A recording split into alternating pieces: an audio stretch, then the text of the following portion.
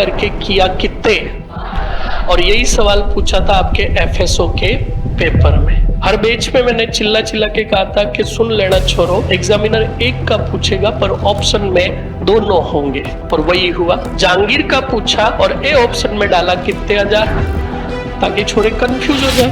अकबर के दरबार में राय सिंह का ओहदा क्या था? तो अकबर ने सबसे पहले, याद रखोगे, राय सिंह को एक तो उपाधि दी किसकी, और एक उपाधि दी, जल्दी से बताओ किसकी। और मनसब की बात करें तो मनसब दे रखा था कितने हजार का, और जागीरें दी थी 4 टोटली। अगर बात करूं तो कितनी जागीरें दी थी? नंबर फर्स्ट समशबाद, कौन सा बाद? नंबर 3 नूरपुर, कौन सी? और नंबर 4 गुजरात का आपका कौन सा गढ़, और कुछ समय के लिए भी दिया था क्या? बोलो, समझ में आया? ये 4 जागीरें दे रखी थी, 4000 का मनसब दे रखा था, राय और राजा की क्या दे रखी थी? अकबर के बाद शासक बना कौन?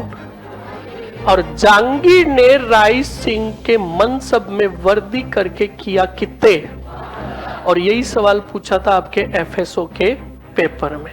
हर बेच में मैंने चिल्ला चिल्ला के कहा था कि सुन लेना छोरो, मनसब दोनों दे रहा है, एग्जामिनर एक का पूछेगा पर ऑप्शन में दोनों होंगे, और वही हुआ।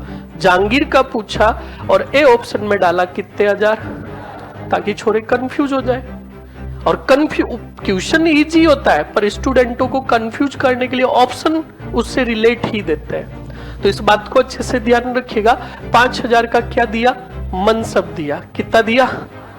अब सुनो, ये जब एक दक्षिण अभियान पर थे, ये अकबर के अभियानों को आप देखोगे तो 1581 से लेकर 1993 तक बारी रहे थे, और बाद में भी नासिक और दक्षिण अभियानों पर घूमते रहे। तब इन्होंने एक अभियान के दौरान हमारे बीकानेर के देसी रूकड़े को उधर देखा, देसी रूकड़े को देखा, फोग को देखा। तो उस पौधे को देखते ही आह निकली कौन से सिंह की, और राय सिंह ने कहा, तू स्वदेशी रूखड़ा, मैं परदेसी लोग, माने अकबर तेड़िया, तू क्यों आयो फोग। इसका मतलब कहा, हम तो अकबर के अधीन है, इसलिए यहाँ परदेश में बैठा है। भाई, तेरी कौन सी मजबूरी थी जो तू हमारा क्षेत्र छोड़कर यहाँ परदेश में बैठा है? बोलो, समझ में आया कि नहीं आया? इसका मतलब ये कि आप बाहर कहीं पर भी कितना भी घूम लो, आखिरकार याद तो तुम्हें तुम्हारे स्थानीय क्षेत्र की ही आएगी।